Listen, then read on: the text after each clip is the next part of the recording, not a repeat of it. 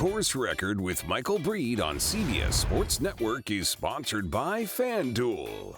Make every moment more. Back on Course Record, Michael Breed, joined now by CBS golf analyst and 2008 Masters champion Trevor Immelman. Trevor, first of all, you were on the call. You witnessed this magnificent performance, not just on Sunday, but all week long. Give me your thoughts on what we witnessed from Scottie Scheffler this week. Well, great to join you, Michael. Amazing week last week at the Masters. Again, it just always seems to exceed our expectations. This is an awesome week once again. But Scottie Scheffler, wow, talk about putting an exclamation point on being world number one. He's had this amazing run in the last couple months, 3 wins and 5 starts, comes to the first major championship of the year and just takes control of it in a way that we have seen very few world number ones do over the years. I believe he's just the 6th world number one to win the Masters. So fantastic performance from him. Really impressive. Just 25 years old, but plays with incredible maturity and calmness and presence of mind. He's a great champ, and he's going to be around for a long time. Let me ask you, you've won, obviously, the Masters in 2008. That golf course, despite having a big lead, asks you to continue to remain aggressive in some moments. If you start playing a little too cautiously, you can start to make bogeys without a problem. I thought Scottie did a masterful job of that, but I'm curious to get your thoughts as you watch Scottie orchestrate a layup on 13 and then a very aggressive play on 15 with a 5-iron. Yeah, it's one of the reasons why this design and golf course is just so fantastic. There is so much opportunity for disaster and big turns and eagles and all sorts of stuff going on that second 9. And so there's really no opportunity for you to take your foot off the gas. And you just got to keep going, keep playing every shot on its own merit. It doesn't really matter if you're 2 or 3 behind or 2 or 3 ahead. And man, all credit to him. That he went ahead and hit that big sweeping hook around those pine trees. Really was a brilliant shot. He was actually quite unfortunate. That ball didn't land all that far from the hole. And because he was hitting that big draw, snuck through the back there. But, you know, I said when he walked to the 15th tee, there's 2 more holes where water comes into play. And if he can just find a way to keep his ball dry here for the next 20 minutes or so through 15 and 16, he was probably going to be putting on that green jacket. Let's talk about that start to the second 9. Everybody says, well, the Masters doesn't start until the second 9 on Sunday. He goes down there, he pulls that approach shot into 10, makes a fabulous up and in at 11 and 12. Give me your thoughts on how that Masters could have gone in a different way had he not made that putt at 11 and had he not gotten it up and down at 12.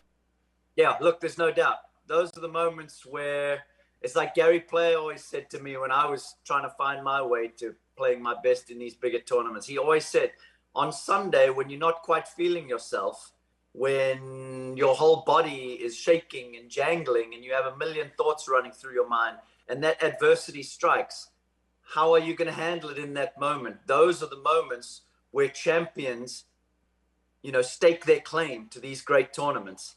And the way he played through Amen Corner there, like you say, 11, 12, unbelievable up and down from through the back. What was that, 8 or 9 feet that he made there for par after Smith opened the door for him and made the mistake? That really was, you know, in a sense, looking back at it now, that was like a knockout blow. You know, Smith hit it in the water, was having a tough time, and Scottie still had this lengthy putt for par, and he just drains it.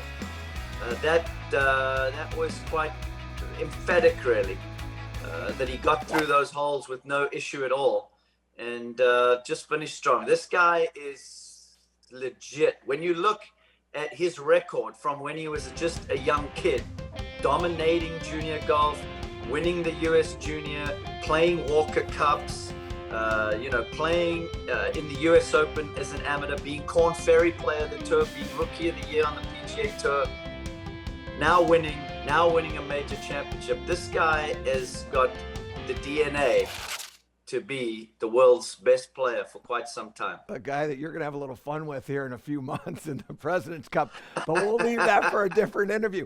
I want to ask you this question because you've experienced something that he experienced as well. You've experienced that Saturday night having a lead. You've experienced that Sunday morning with that later tee time and the time that you're dealing with. Scottie was quite candid with us, talking about how he cried that morning and how difficult it was for him, even asking himself the question, am I prepared for this?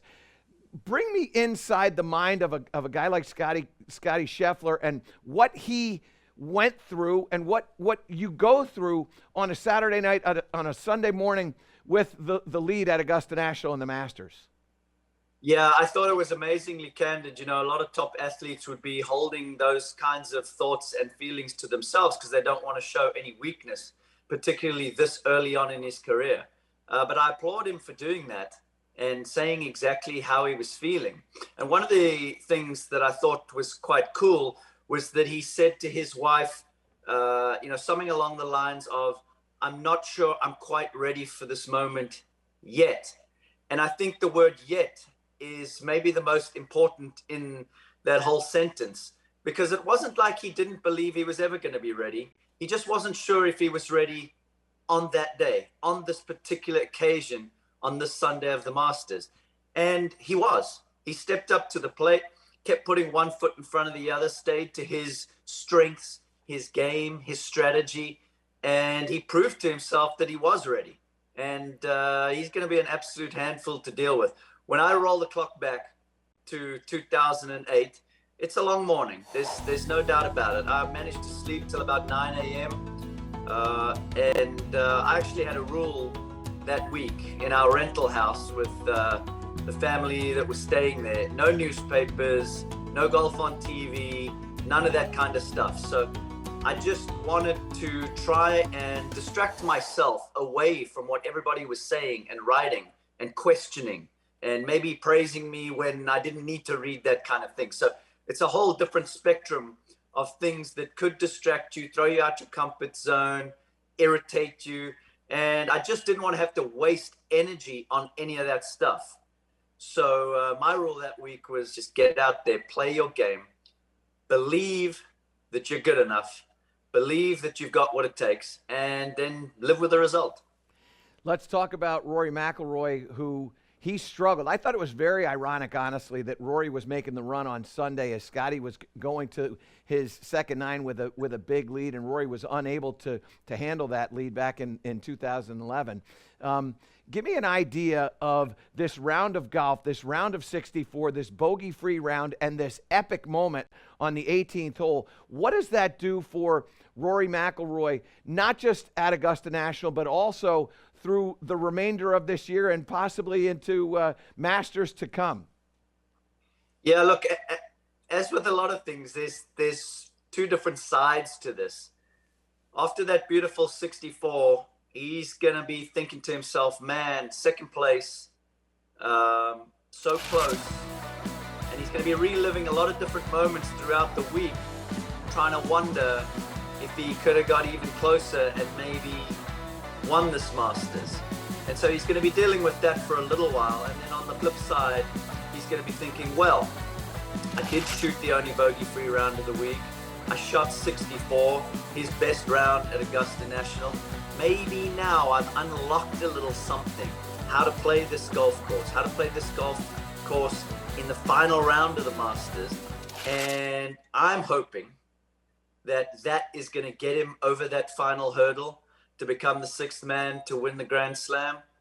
That would just put him in a total different echelon of golfer. And I think he deserves that. I think that would be fitting for Rory McIlroy to become the sixth guy. I will just say this. Only one player ever in history has completed the Grand Slam at the Masters, and that was Gene Sarazen in 1935. So, Rory's got that history to deal with as well. I can't thank you enough for your time today, Trevor. I appreciate it so much, and congratulations on all the success that's going on. Love the call this week as well. Safe travels. Thanks. It's great to join you, Michael.